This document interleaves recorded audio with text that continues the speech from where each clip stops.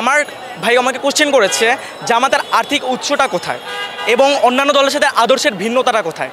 আমি আপনাকে সর্বপ্রথম বলে দিতে চাই, আমরা যদি অন্যান্য দল লক্ষ্য করি, তারা প্রত্যেকে তাদের দলের সেন্ট্রাল থেকে একটি টাকা পায় মাস শেষে। ওই টাকাটা যদি না পেয়ে থাকে, তারা কিসে লিপ্ত হয়? হয়তো চাঁদাবাজিতে, সন্ত্রাসীতে, লুটতরাজে।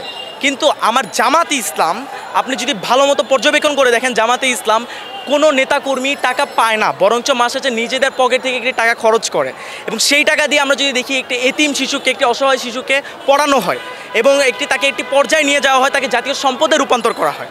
এবং এই একটা কারণ, যার কারণে জামাতে আপনি কোনো অর্থনৈতিকভাবে আর কি চোর বা চুরি করে এরকম কোনো মানুষ খুঁজে পাবেন না। এবং আপনি বলতে পারেন জামাতের অর্থ আরও আসে কোথা থেকে। কারণ আমার প্রশ্ন এই জায়গায়, যেই ছেলেটাকে, যে অসহায় ছেলেটাকে শিক্ষিত করেছে জামাত, যেই ছেলেটাকে একটি জীবন গড়ে দিয়েছে, ওই লোকটা যখন ডাক্তার হবে, ইঞ্জিনিয়ার হবে, একটি ভালো পর্যায়ে যাবে, সেই লোকটার কাছে জামাতেরকে আর সাহায্য চেতে হবে?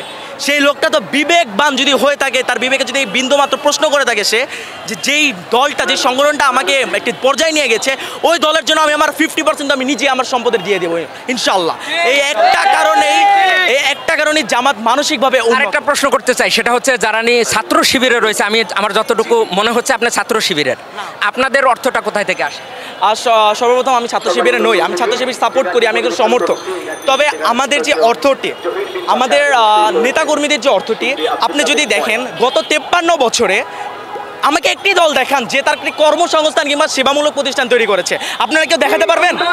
কিন্তু জামাতে ইসলামের যে পরিমাণ হাসপাতাল রয়েছে, যে পরিমাণ ব্যাংকিং সেক্টর রয়েছে, যে পরিমাণ ডক্টর, ইঞ্জিনিয়ার তৈরি করেছে, আপনার মনে হয় যে ছেলেটা পড়ালেখা শেষ করে চাকরি না পাবে, জামাত তাকে কি চাকরি দিতে পারবে না? তাদের হাসপাতাল রয়েছে, তাদের আপনি ব্যাংক রয়েছে, তারা তাদের নেতাকর্মীদের ওইখানে নিয়োগ দিয়ে দিতে পারে।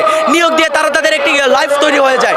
তাদের তো কোনো চাঁদাবাজি করে খেতে হচ্ছে না, তাদের নিজেদের সেক্টর থেকে তারা টাকা আয় করতে পারছে।